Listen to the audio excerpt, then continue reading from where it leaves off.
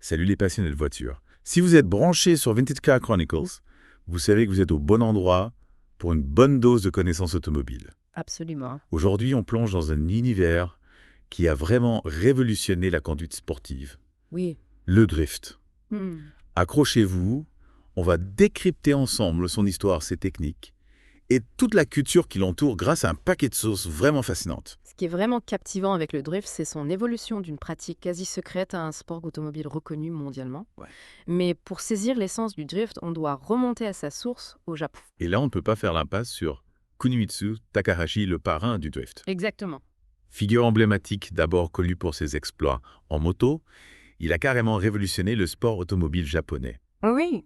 Imaginez un peu, Takahashi enchaîne les victoires dans le All Japan Touring Car Championship, avec un style de conduite jamais vu auparavant. Tout à fait. Là où les autres pilotes freinaient avant d'attaquer un virage, Takahashi lui gardait une vitesse folle, visait le point de corde et maintenait son élan en contrôlant des dérapages spectaculaires. Incroyable. Les pneus fumaient le public, étaient en déliléchette. Ce qui est intéressant, c'est que cette technique lui permettait de conserver une vitesse plus élevée en courbe, un avantage considérable en course. Pas étonnant que les pilotes de rue aient voulu s'en inspirer. C'est vrai.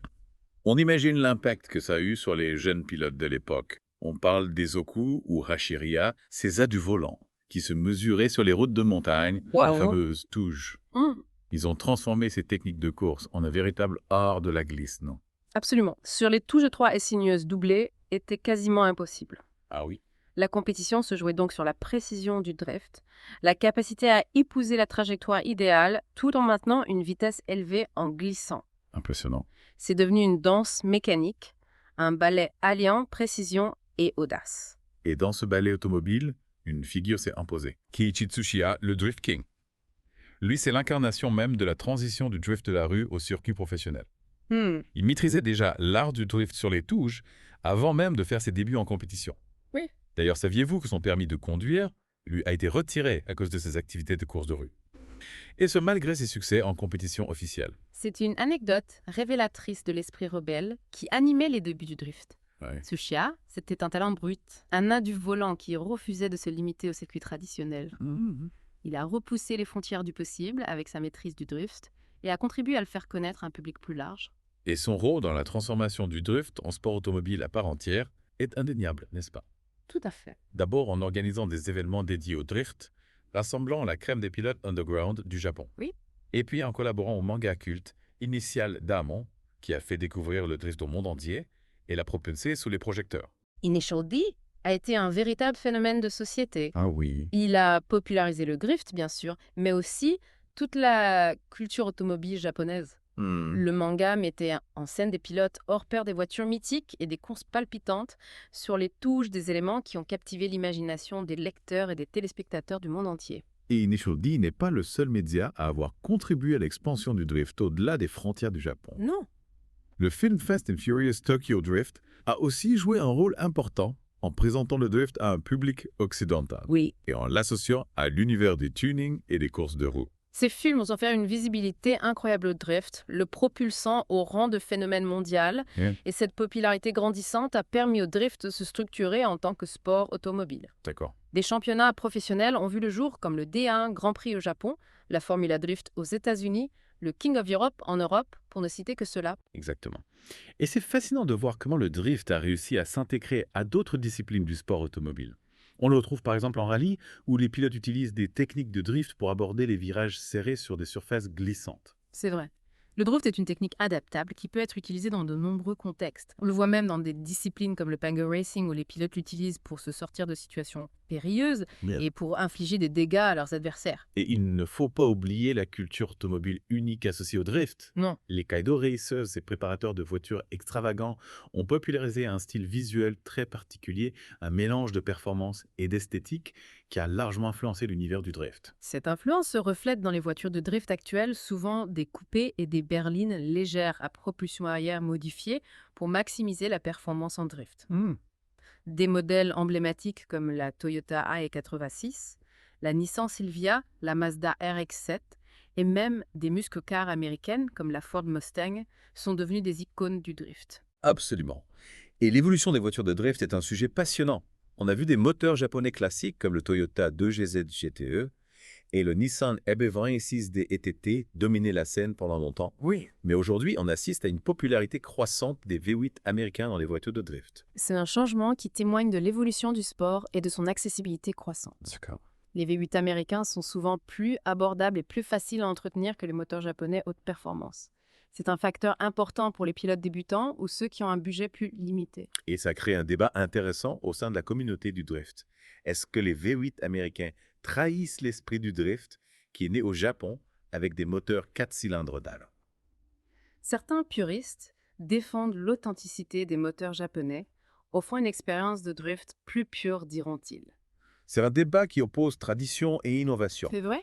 Mais d'autres voient les V8 américains comme une évolution naturelle du sport permettant de repousser les limites de la performance et de démocratiser le drift. Ce qui est certain, c'est que ce débat reflète la passion et l'engagement des fans pour l'authenticité du drift. Et avant de plonger plus profondément dans ces débats, parlons du D1 Grand Prix, l'événement qui a propulsé le drift au rang de sport professionnel au Japon. Ah oui, le D1 GP. Fondé en 2001, c'était la première compétition de drift professionnelle au monde. Incroyable. Imaginez, des pilotes d'élite, des voitures ultra préparées, des juges aux aguets et des fans en délire tous réunis pour célébrer l'art du drift. C'était un véritable tournant pour la discipline. Et le D1 GP a établi des standards pour le drift en définissant des critères de notation précis pour les juges et en créant un format de compétition stimulant. Il se déroule en 2 manches distinctes. Les runs en solo, où les pilotes sont jugés sur leur vitesse, l'angle de leur drift et leur style. Puis les runs en tandem, où 2 pilotes s'affrontent en miroir l'un devant suivre la trajectoire de l'autre avec une précision millimétrée. C'est un spectacle à couper le souffle. Le succès du D1 GP a été tel qu'il s'est rapidement exporté à l'international, ouvrant la voie à d'autres championnats de drift majeurs comme la Formula Drift aux États-Unis. Et chaque championnat a développé son propre style et ses propres règles tout en conservant l'essence du drift, la maîtrise du dérapage contrôlé. Oui, C'est cette diversité qui rend le drift si passionnant à suivre. absolument. Chaque compétition offre son lot de surprises, de défis techniques et de moments de bravoure de la part des pilotes. Parlons un peu plus en détail des voitures de drift et des modifications qu'elles subissent. Comme on l'a dit, ce sont souvent des coupés et des berlines légères à propulsion arrière, mais la préparation de ces voitures est un art en soi. Ah oui, on est loin des voitures de série. Les voitures de drift sont méticuleusement modifiées pour optimiser leur performance en glisse. Par exemple, on installe un différentiel à glissement limité ou LSD. Oui, En gros, ça permet de mieux répartir la puissance entre les roues arrière pendant le drift pour un meilleur contrôle. exactement. Le LSD est crucial pour maintenir un drift stable et contrôlé. On modifie aussi la boîte de vitesse pour des rapports plus courts, ce qui permet de rester dans la plage de puissance optimale du moteur pendant le drift. Et les directions et les suspensions aussi sont modifiées, n'est-ce pas? Tout à fait. L'angle de braquage des roues avant est souvent augmenté pour permettre des drifts plus serrés et les suspensions sont rigidifiées pour améliorer la stabilité et la réactivité de la voiture. C'est tout un art de trouver le bon équilibre. Tout à fait. Et on ne néglige aucun détail. Le carrossage, le pincement des roues, tout est minutieusement réglé pour optimiser l'adhérence et le comportement de la voiture en drift. Et bien sûr, l'habitacle est adapté aux exigences du drift. Ah oui, les sièges baquets, les harnais de sécurité à 5 points le petit volant pour faciliter les contre-braquages rapides. Tout est conçu pour offrir un maximum de sécurité et de contrôle au pilote pendant les drifts les plus extrêmes. Et pour finir, parlons des pneus, l'élément qui relie la voiture à la route et qui joue un rôle crucial dans le drift. Les pilotes utilisent des pneus spéciaux, souvent des pneus semi-slick homologués pour la route, mais avec une gomme très tendre pour maximiser l'adhérence latérale. Et ces pneus sont mis à l'épreuve pendant les drifts. Ah oui! Il faut choisir des modèles résistants à l'usure et à chaleur. On voit souvent des pilotes personnaliser leurs pneus avec des inscriptions, un petit détail qui ajoute une touche de style à leur voiture. On a couvert beaucoup de terrain jusqu'ici. On a retracé l'histoire du drift depuis ses origines au Japon. On a exploré les techniques de base. On a parlé des voitures et des pilotes qui ont marqué la discipline. Et on a analysé l'évolution du drift en tant que sport automobile. C'est vrai. Et on a même effleuré la dimension virtuelle du drift. Oui. Il est très populaire dans les jeux vidéo, des simulations ultra réalistes comme Assetto Corsa aux jeux d'arcade plus accessibles. C'est vrai, Zwift a conquis le cœur des gamers, offrant une expérience de conduite grisante et spectaculaire accessible à tous quel que soit son niveau de compétence. Et il existe même des championnats de drift virtuels avec des pilotes professionnels et amateurs qui s'affrontent en ligne pour remporter des titres prestigieux. C'est une preuve supplémentaire de la popularité grandissante du drift et de sa capacité à fédérer une communauté passionnée autour d'une discipline unique en son genre. Absolument. Mais avant de passer à la suite, je vous propose une petite pause. Bonne idée. On revient très vite pour la deuxième partie de notre deep dive sur le drift. À tout de suite. Et nous revoilà pour la suite de notre exploration du monde fascinant du drift. On a vu comment cette discipline est née sur les routes de montagne du Japon, comment elle s'est structurée en compétition professionnelle et comment elle a séduit les fans du monde entier. Exactement. On a parlé de légendes comme Kunimitsu Takahashi et Keiki Tsuchiya, de l'influence de manga comme Initial D et de l'évolution des voitures de drift des moteurs japonais au V8 américain. Mais il y a encore tant à découvrir. Qu'est-ce qui fait vibrer les passionnés de drift? Qu'est-ce qui se cache derrière la fumée des pneus et le rugissement des moteurs? C'est une question intéressante. Je pense qu'au-delà du spectacle visuel et sonore, le drift fascine par sa maîtrise technique et l'audace des pilotes. C'est un sport qui exige une précision incroyable, un sens du timing parfait et une capacité à contrôler la voiture dans des situations extrêmes. C'est vrai, on a l'impression que les pilotes de drift défient les lois de la physique qu'ils dansent avec la limite de l'adhérence. On a parlé de ballet automobile plus tôt et je trouve que c'est vraiment l'image qui me vient en tête quand je vois un drift bien exécuté. Oui. Chaque mouvement est calculé précis millimétré. Et ce qui est fascinant, c'est que cette précision se combine avec une dose d'improvisation. Les pilotes doivent s'adapter en permanence aux conditions de les pistes, aux réactions de leur voiture et aux mouvements de leurs adversaires. C'est un sport qui demande une concentration intense et une capacité à prendre des décisions en une fraction de seconde. On l'a bien vu avec les runs en temps même où les pilotes doivent suivre la trajectoire de leur adversaire tout en mettant un drift parfait. C'est un exercice de style et de synchronisation qui exige une complicité incroyable entre les deux pilotes. Est-ce que vous avez déjà eu l'occasion de voir un run en tandem de près? Oui, absolument. C'est vraiment impressionnant de voir la proximité entre les deux voitures, la précision des mouvements et la synchronisation des drifts. Les runs en tandem, c'est un véritable duel, une bataille de nerfs et de technique, où la moindre erreur peut coûter la victoire. Les pilotes doivent se jauger, anticiper les mouvements de l'autre et exploiter la moindre faille pour prendre l'avantage. C'est vrai. Et on ne peut pas nier que le drift est aussi un sport très spectaculaire. Non. La fumée des pneus, le bruit des moteurs, les angles de drift improbables, tout cela contribue à créer un spectacle visuel et sonore unique en son genre. C'est comme ça qu'on aime le drift, non? Ce côté un peu rebelle, un peu hors la loi. Oui, c'est certain. On a vu comment la discipline est née dans les courses de rue illégales au Japon, et même si le drift s'est professionnalisé, il a gardé un peu de cet esprit underground, de ce refus des conventions. C'est ce qui attire des personnalités fortes, des pilotes, qui aiment repousser les limites, prendre des risques et exprimer leur créativité au volant. Et on le voit dans la culture, qui s'est développée autour du drift, comme avec les kaido racers japonais. Leurs voitures extravagantes et leurs modifications radicales ont influencé l'esthétique du drift dans le monde entier.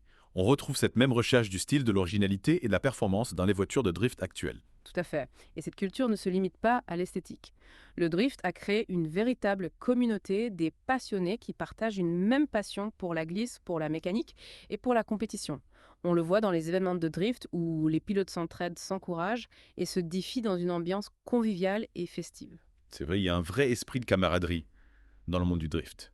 Les pilotes se respectent, même s'ils sont des adversaires sur la piste. Oui. Et puis, il y a cette passion commune qui les unit, cette envie de repousser les limites de la glisse et de partager leur amour du drift avec le public. Parlons un peu des différentes techniques de drift, de ces subtilités qui font la différence entre un bon pilote et un maître de la glisse. Au début, on a évoqué le freinage en entrée de virage pour déclencher le drift, mais ce n'est qu'une des nombreuses techniques utilisées par les pilotes. Oui, on a parlé du coup de volant, le fameux fin, pour déstabiliser la voiture et amorcer le drift. Et il y a aussi la technique du clutch kick, qui consiste à dégrayer brutalement, puis à réembrayer pour faire patiner les roues arrière et augmenter l'angle de drift. Ce sont des techniques qui demandent beaucoup de précision et de timing. Exactement. Et chaque technique a ses avantages et ses inconvénients. Le choix de la technique dépend du type de virage, de la vitesse de la voiture, des conditions de la piste et bien sûr du style de conduite du pilote.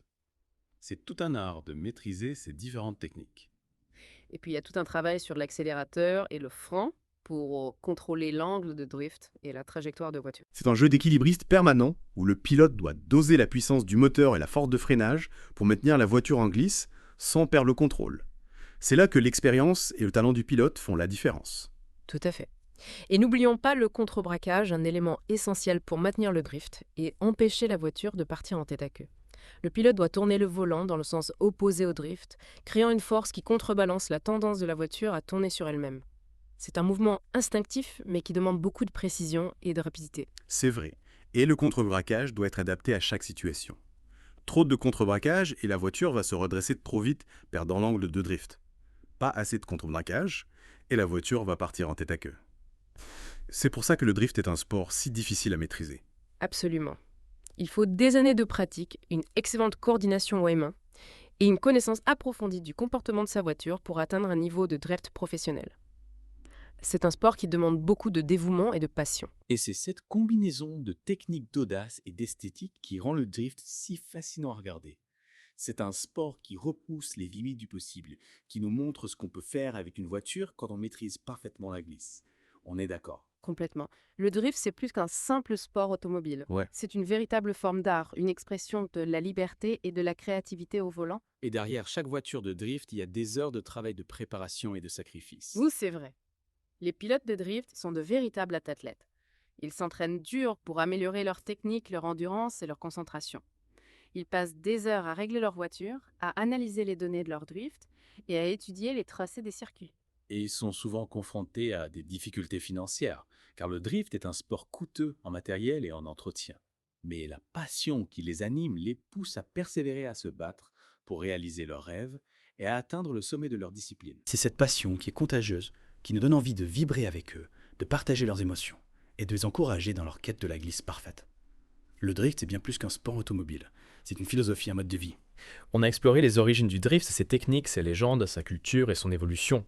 On a vu comment ce phénomène, né sur les routes de montagne du Japon, a conquis le monde entier, devenant un sport automobile à part entière et une source d'inspiration pour des millions de fans. Tout à fait. Mais le drift est en constante évolution. Quelles sont les tendances qui façonnent l'avenir de cette discipline ?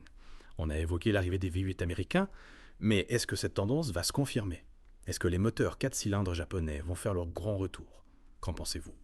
C'est difficile à prédire avec certitude. L'avenir du drift dépendra de nombreux facteurs.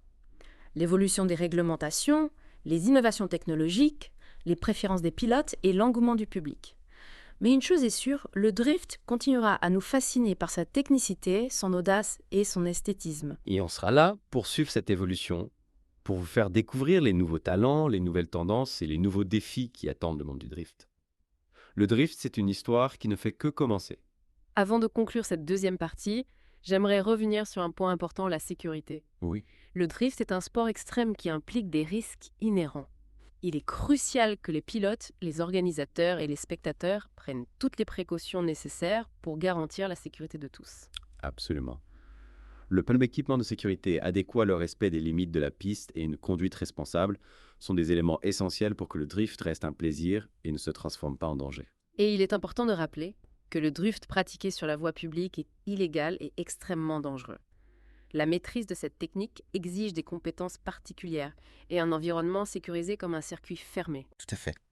Le drift est un sport magnifique, mais il doit être pratiqué dans un cadre adapté pour garantir la sécurité de tous. On se retrouve très bientôt pour la 3e et dernière partie de notre deep dive sur le drift. On parlera notamment des différentes compétitions de drift dans le monde des champions qui ont marqué la discipline et des perspectives d'avenir pour ce sport en pleine expansion. Restez connectés. Et nous voilà de retour pour la dernière partie de notre exploration du drift. On a parcouru beaucoup de terrain ensemble. L'histoire, les techniques, la culture, la sécurité. Mais il nous reste un aspect crucial à aborder, la dimension compétitive du drift. Tout à fait. On a parlé du D1 Grand Prix au Japon et de la Formula Drift aux États-Unis, mais il existe une multitude d'autres championnats de drift à travers le monde. Chaque pays, chaque région a développé son propre style, ses propres règles et bien sûr ses propres légendes. C'est ce qui fait la richesse du drift. Non. On retrouve des compétitions en Europe, en Australie, en Asie du Sud-Est, au Moyen-Orient. Chaque championnat a ses particularités, que ce soit au niveau des circuits, des voitures ou des pilotes. Par exemple, vous avez parlé du King of Europe tout à l'heure. Qu'est-ce qui le rend si particulier ? Le King of Europe est un championnat très réputé avec des pilotes de haut niveau venus de toute l'Europe. On y retrouve une grande variété de voitures des classiques japonaises aux européennes plus récentes. Ce qui est intéressant, c'est que chaque pays apporte sa propre touche au drift, son propre style de conduite, sa propre vision de la discipline. Et en parlant de style, on a aussi la Drift Masters European Championship. J'ai entendu dire que c'était un championnat très axé sur la vitesse et l'agressivité. Oui, c'est exact. La Drift Masters European Championship met l'accent sur la performance pure. Les pilotes sont encouragés à prendre des risques, à attaquer les virages avec un angle de drift maximal. C'est un championnat spectaculaire qui met en avant le côté performance du drift. Et au Royaume-Uni, on a le British Drift Championship, un championnat très populaire avec des pilotes britanniques très talentueux. Il paraît que les circuits sont assez techniques, ce qui met à l'épreuve leur maîtrise du drift. Oui, le British Drift Championship est connu pour ses circuits exigeants qui demandent beaucoup de précision et de contrôle de la part des pilotes. C'est un championnat qui met l'accent sur la technique et la finesse du pilotage. On a fait un petit tour d'Europe, mais si on traverse l'Atlantique, on retrouve la Formula Drift aux États-Unis. On a un peu parlé de ce championnat tout à l'heure, mais on pourrait peut-être y revenir un peu plus en détail. Bien sûr. La Formula Drift est un championnat très spectaculaire avec des voitures puissantes et des pilotes qui n'ont pas froid aux yeux. Les circuits sont généralement rapides et les battles en tandem sont très disputés. Les pilotes américains ont un style de drift assez agressif avec beaucoup de fumée et d'angles.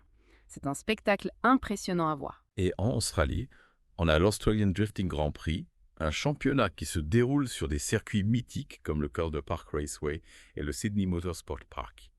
Qu'est-ce qui caractérise le style de drift australien? Les pilotes australiens ont un style de drift fluide et précis inspiré des techniques japonaises. Ils accordent beaucoup d'importance à la fluidité du mouvement et à la maîtrise de la trajectoire. C'est un style de drift élégant et efficace. On pourrait passer des heures à parler des différents championnats de drift dans le monde, mais on va plutôt se concentrer sur les champions, les pilotes qui ont marqué l'histoire de la discipline par leur talent, leur charisme et leur palmarès. Oui, parlant des légendes du drift. On a déjà mentionné Kunimitsu Takahashi et Keiichi Tsuchiya, les pionniers qui ont inspiré des générations pilotes. Mais il y a tellement d'autres noms qui méritent d'être cités. Tout à fait. Par exemple, au Japon, on a des pilotes comme Nobushi Komakubo. C'est un véritable showman au volant de sa Nissan Silvia. Il est connu pour ses drifts ultra précis et son style flamboyant. Ah oui, Kumakubo, c'est un pilote incroyablement talentueux. Et il y a aussi Daigo Saito, un pilote polyvalent qui a remporté des titres au Japon et aux États-Unis. C'est un maître de la glisse qui excelle aussi bien dans les runs en solo que dans les battles en tandem. Et aux États-Unis, on a des pilotes comme Samuel Hübinette, un Suédois qui a dominé la Formula Drift pendant plusieurs années. C'est un pilote au style agressif et spectaculaire qui a marqué les esprits par ses victoires et ses dérapages impressionnants. Hübinette, c'est une légende de la Formula Drift. Et il y a aussi Von Gittin Jr., un Américain qui a remporté des titres au Japon et aux États-Unis. C'est un pilote charismatique et talentueux, connu pour ses drifts puissants et son sens du spectacle. Et on ne peut pas oublier Rhys Millen, un pilote néo-zélandais qui a brillé en rallye et en drift. C'est un maître de la glisse qui a repoussé les limites du possible avec des voitures de drift innovantes et des drifts à couper le souffle. Ces pilotes ont tous contribué à faire du drift le sport qu'il est aujourd'hui. Et il y a aussi la nouvelle génération de pilotes qui arrivent avec des talents comme le Norvégien Fredrik Asbo, l'Américain Chris Forsberg, l'Irlandais James Dean. C'est vrai, la nouvelle génération repousse sans cesse les limites de la discipline, avec des drifts toujours plus techniques, plus rapides et plus spectaculaires. On a vraiment l'impression que le drift est en pleine expansion, qu'il attire de plus en plus de talents du monde entier. Absolument. Le drift est en train de vivre une véritable mondialisation. On voit des pilotes de tous les continents s'affronter sur les circuits du monde entier, et ça promet de belles choses pour l'avenir de la discipline. Et l'avenir du drift semble radieux. La popularité de la discipline ne cesse de croître, les championnats se multiplient, les sponsors s'investissent de plus en plus, et les fans sont toujours plus nombreux à se passionner pour ce sport automobile unique en son genre. C'est vrai, le drift a encore de belles années devant lui, et on a hâte de voir comment il va continuer à nous surprendre, à nous émerveiller et à nous faire vibrer. Eh bien, on arrive au terme de notre deep dive sur le monde du drift. J'espère que vous avez apprécié cette exploration, que vous avez appris des choses et que vous êtes maintenant aussi passionné par le drift que nous. N'hésitez pas à explorer les ressources qu'on a partagées avec vous, à suivre les championnats de drift et à vous immerger dans cette culture automobile unique en son genre. Le drift est un sport qui mérite d'être découvert et apprécié. Et surtout, n'oubliez pas de nous rejoindre demain pour un nouveau deep dive dans l'univers automobile. D'ici là, bonne route à tous.